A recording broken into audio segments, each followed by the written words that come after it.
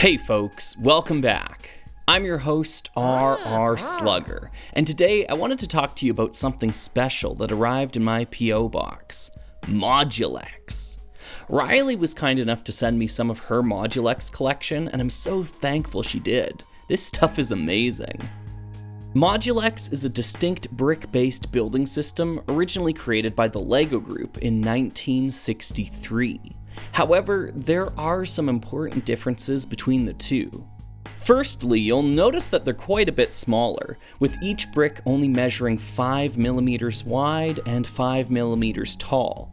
This means that every brick of Modulex has a 1:1:1 ratio, unlike LEGO's 6:5:5 ratio. The reason this was done was to better appeal to the architectural market. In the great long ago, when dinosaurs walked the earth, we didn't have things like digital mock-ups or 3D printers. What was an architect to do if they wanted to visualize their work in a three-dimensional medium? Well, Modulex threw its hat into the ring and lauded itself as the answer. The idea was that architects could purchase kits like this one and design whatever projects they were working on in the 1:20 scale they were used to working with. LEGO couldn't offer that, but Modulex could. However, it wasn't the home run that I think the LEGO Group hoped it would be. Due to changing architectural styles and the success of the LEGO brick itself, Modulex would have to look elsewhere for its forever home. It was shopped around as a way to mock up building interiors, graph business information in a tactile medium, and perhaps most successfully, it turned out to be a brilliant solution for modular signage. The company still exists to this day, even though they retired the brick building aspect of it decades ago. Nonetheless, the roots to LEGO run deep, and Modulex has a fascinating story to tell. With that being said, I'm not the right slug to tell it. This is my first real exposure to it, and I'm honestly quite late to the actually Modulex is pretty awesome party.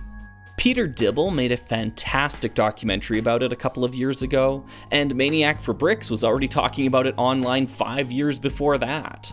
I'll link both videos at the end, and I recommend checking them out. Additionally, Karen Murphy deserves mention for being at the forefront of the preservation efforts surrounding Modulex. Remember, this was not a toy intended for the mass market. Modulex had an entirely different clientele, which resulted in its presence being a lot more hidden than you might think. Archiving Modulex looks to be quite the task indeed. So, if I can't really offer any expertise to the conversation, then what can I offer here? Well, I think my best path forward involves speaking to my experiences with what Riley sent me, as well as showing off the mocks my partner and I created while playing with it. Before I dive into that, though, look at this incredible Modulex Slugger that Riley designed. It's so good. The printed eyes actually give us a good look at some Modulex elements that don't exist within LEGO. See, Modulex doesn't really have tile pieces the way that LEGO does. Instead, it essentially has bricks with no studs on top. Neat. You might also notice that the colors don't really align with what we see in LEGO. This was an intentional decision during Modulex's development, as they wanted to use colors that read less toyetic and more professional tool. We get to see those printed elements again on this R.R. Slugger billboard, really showing off the signage potential of the medium. I can only imagine that this arrow mold would have been useful for indicating important information within graphs on the office wall. This rabbit-eared television set features a pair of what are essentially cheese slopes on top of it. These elements existed in Modulex decades before they ever appeared in LEGO. It kind of blows my mind. My partner and I also built a bar stool and an armchair, along with a table for sitting down with a meal while watching the game. This particular table has a glass of milk on it because it's actually Christmas time, if this decorated Christmas tree was any indication. This led us to create a fireplace and chimney, though we were starting to run low on useful pieces. Still, we were able to construct a bed and a side table too, complete with period-accurate radium alarm clock. By the time we got to the beach towel, sand, and crab, you could see us scraping the bottom of the barrel in real time. We needed a pick-me-up of some kind. Riley had also sent along a boxed set of 100 1x4 bricks in white, and this allowed us to create some more abstract constructions.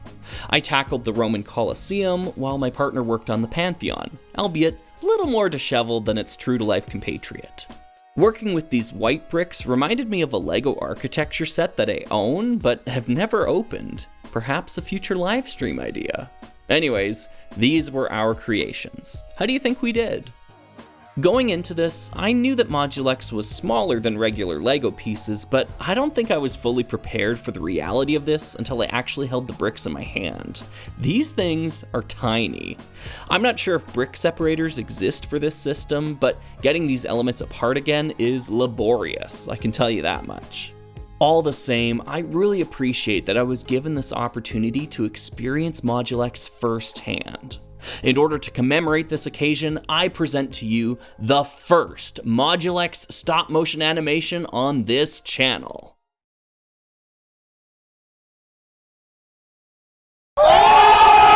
Thanks for watching, everyone. This video was brought to you by the folks who support me during the summer of Slug, especially those subscribed to my Only Slugs tier.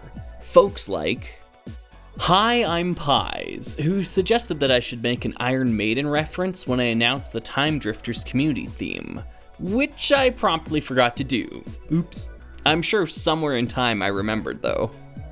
James Constantine, whose favorite piece of LEGO is the 2x2 slope brick. Honestly, a really solid pick, and it's one that almost made it onto my best and worst LEGO pieces video I made last summer. Frank and Zana, whose username is based on a malevolent AI from Code Lyoko. I'm not familiar with that series, but if it's anything like System Shock, I think we'd better watch out. Nyara Ghost, who is a huge Robo-Riders enthusiast. I seriously doubt anyone has a more impressive collection of this stuff out there. Fairyone, who tells me that their username is a very obscure reference from a book. Kudos to anyone who knows what it is. Brock the Archivist, who, as the name suggests, goes to great lengths to preserve rare LEGO media. We need more Brocks in the world. Based Sam, who can maybe explain to me what based means and why everyone always calls me that. Darn kids these days.